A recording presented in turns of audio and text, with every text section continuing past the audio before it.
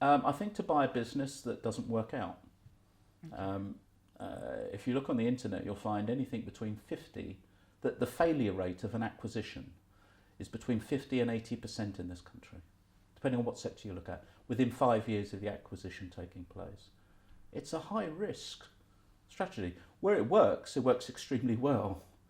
And there's all sorts of reasons why that failure rate is so high in this country. One of the things is that buyers don't take advice from professionals that are in the sector.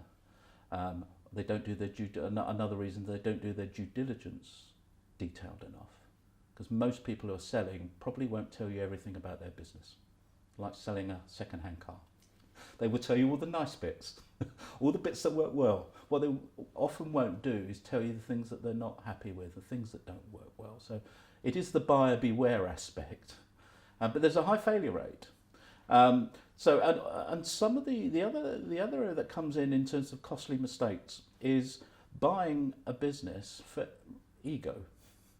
It's a no-no in terms of acquisitions. The reason is just because you have the cash to buy something doesn't mean to say you need to buy it. It's got to fit with your strategy for your overall business. Buying the wrong business at the wrong time and for the wrong reasons is probably the most costly mistake a buyer can make. Just because you can doesn't mean to say you ought to.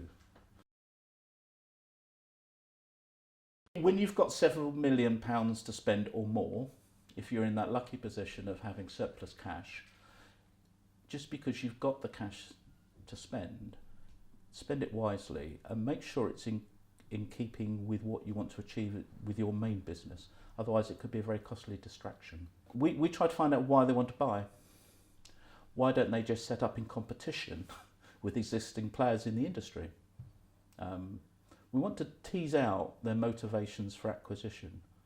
And increasing turnover shouldn't be one of them. It's the old adage of turnover is vanity, profit is sanity.